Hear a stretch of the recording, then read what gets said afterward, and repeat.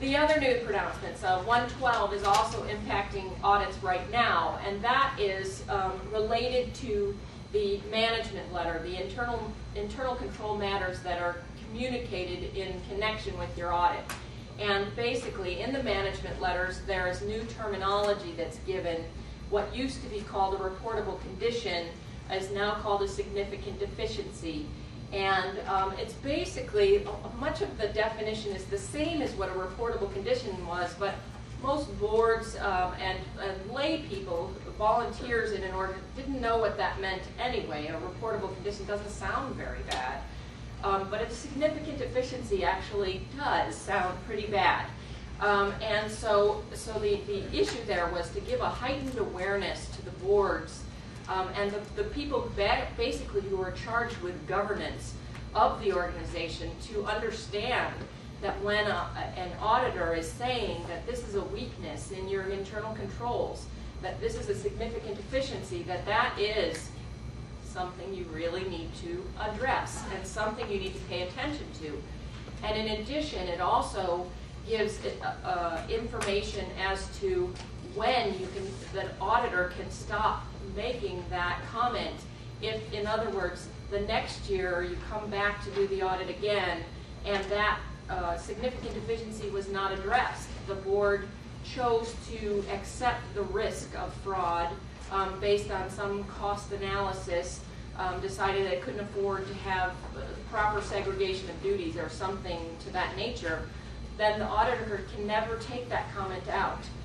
That comment will be repeated again and again and again. And so because one of the things that used to happen is that if the auditors would get a letter from the board saying, we've chosen to accept this kind of a risk, then the auditors would put that, of course, in their work papers and then leave the comment out.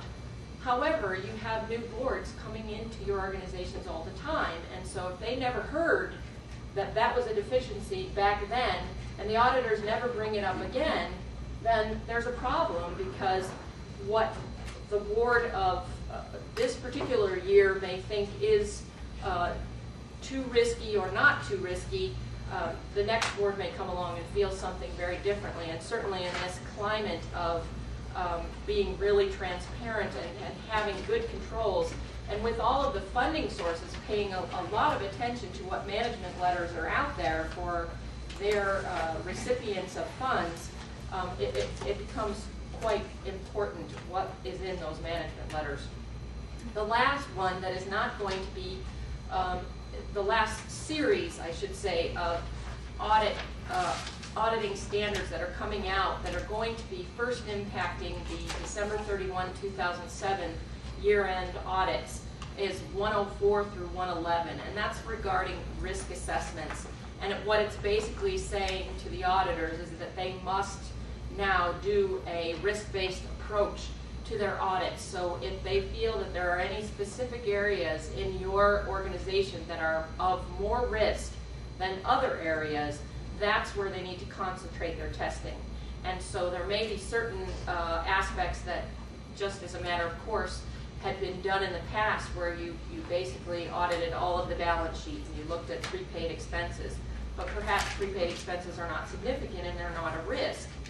You would not have to test those. But in certain other areas where the concern is that there is a risk, for instance, in revenues for a charitable organization that gets many donations that they really don't know where those donations are coming from, that kind of an area would be considered of higher risk, and so much more testing and much more concentration needs to be done in that area. Mary, don't you think that those standards really open the opportunities, though, for a much more efficient audit? Absolutely. Absolutely it does.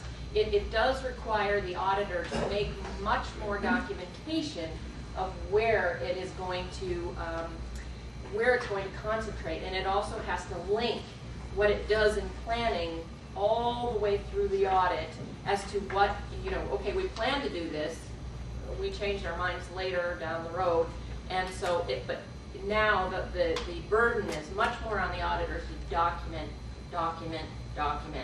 Much more of the approach that they took. If there's something that comes up that creates new risk that hadn't been thought of in the plan, then you kind of go back and redo some of the planned programs and things. So it's really going to be felt much more inside the audit, really before it ever takes place out in your offices.